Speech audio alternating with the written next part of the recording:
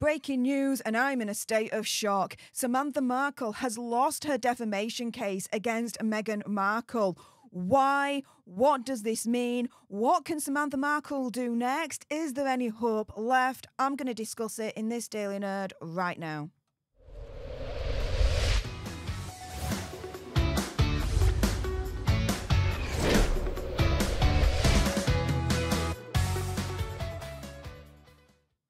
Hey up everyone, it's me, Steph the Alter Nerd, your nerdy alternative, and welcome to another dose of the Daily Nerd, where I break down the royal news and gossip of the day that's pretty much caught me eye, and oh my goodness.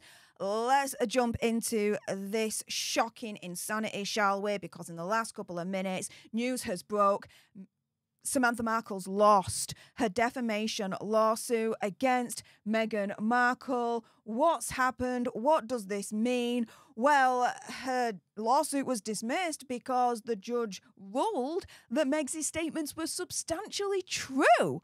Like, what Kool-Aid is the judge drinking from here? Because this is insane. So the judge in question here is Florida Judge Charlene Edwards Honeywell, and she said that the case should be dismissed because Samantha failed to identify any statements that could support a claim for defamation, which I know the lawsuit inside and out. You guys watching most likely will also know the lawsuit inside and out.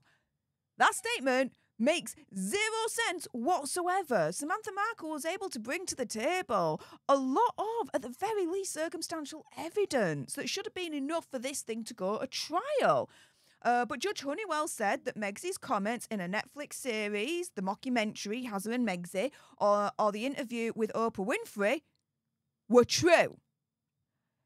The highly debunked mockumentary and the highly debunked Oprah Winfrey, right?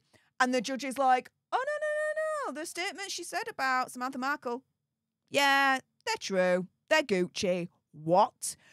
So the case was dismissed with prejudice. So what does that mean? It means that is the end of the road for Samantha Markle. She won't be able to refile it. There is no legal path that she can now take to continue this. That's it. That is the end. The trial was supposed to take place in November, not happening anymore. At the time, Samantha Markle was seeking at least $75,000 for defamation and defamation by implication for Megsy suggesting to Oprah that she grew up as an only child. Megsy also said that Samantha only changed her name back to Markle after she began dating Hazza, and we all know that those statements, let's say opinion, conspiracy theory, whatever, right? They're not true. They're not true. According to Samantha, Megsy made some similar claims in the Netflix series, and the allegations subjected her to humiliation, shame, and hatred on a worldwide scale. In the ruling, which was 58 pages long, the judge said that Meg's statements could not be defamatory because they're substantially true based on judicially noticed evidence or not capable of being considered defamatory. Like, I'm asking for a friend here, opinion, conspiracy theory, whatever. Was the judge paid off? Or was there pressure on the judge to make this ruling because Megsy is literally the daughter-in-law of the King of England? Like, again, I'm asking for a friend, opinion, conspiracy theory, whatever on this one. Judge says Samantha failed to plausibly allege that they are defamatory in the first place. What? I would say she achieved that and then some. Judge noted that Meg's comments about her childhood was her merely opining that she didn't have a close relationship with Samantha, half-sister, with whom she shares a father. But no, they did have a close relationship. We all know. Let's just take an example here. The picture of Megsy with Samantha when Samantha got her degree, her doctorate, right? And Megsy's there. In the picture with Samantha in the wheelchair, and they're celebrating. If they didn't have a close relationship, I don't think Megsy would have been there in the first place celebrating Samantha's academic win there. Do you? It makes zero damn sense whatsoever, this judgment. The judge also said that Samantha's claim that Megsy implied that she was a liar and fame seeker was an improper mischaracterization of what the Duchess said. Yeah, no. Whether it's implication or direct, no, she implied, as far as I'm concerned, that Samantha was a liar and a fame seeker. Turning to Meg's statement that Samantha changed her name from Rasmussen, her married name, back to Markle after the Duchess began dating Harry, the judge said that the gist was true.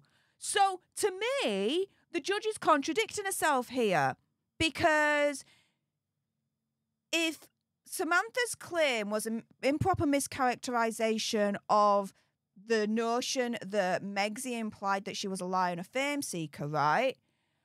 Then, hang on a minute. How could then say that, yeah, the gist is true that Samantha changed her name to Markle only after Hazza was dating Megxie? Right? For Megxie to imply at the very least that Samantha changed her name to Markle after she was dating Harry would then put on the implication that, yeah, Samantha changed her name to Markle because she wanted to use that last name for more fame.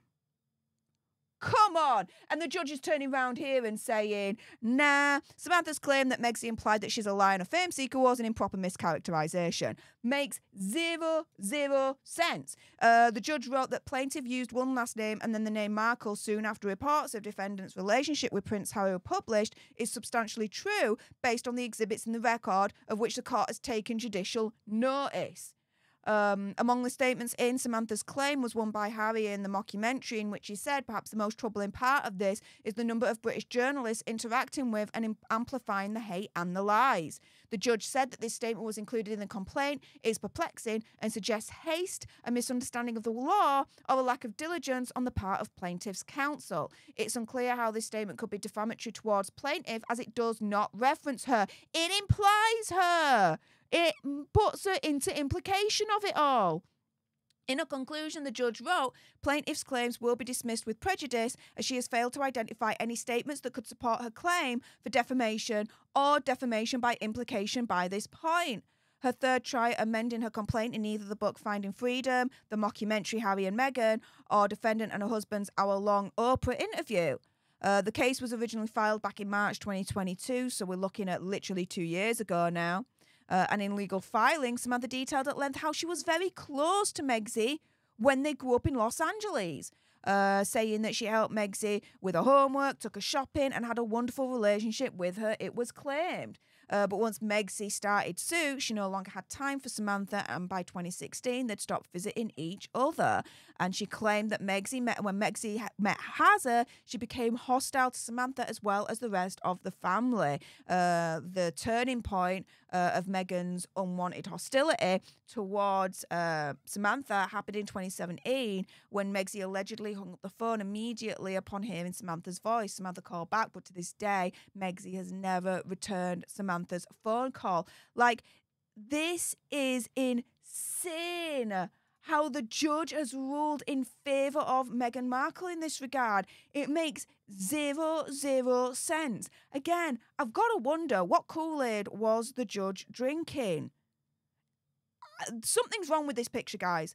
Something is definitely wrong with this picture. If there are any further updates, I will bring them to you. In the meantime, though, if you appreciated this video and you want more, and believe me, I'm sure there's going to be more on this, make sure you subscribe to join our Alter Nerd tribe. I'll be honest with you, help us get to 100k so we can get that silver play button right there and hopefully cause a Christopher Boozy meltdown on Twitter. Like, share, comment down below your opinion, conspiracy theories, whatever's. And if you've got some very strong opinions about Samantha Markle losing her court case, and I bet you do, then make sure you send me a super thanks. It's just below this video right here. We can have a conversation about this because it does guarantee a response from me.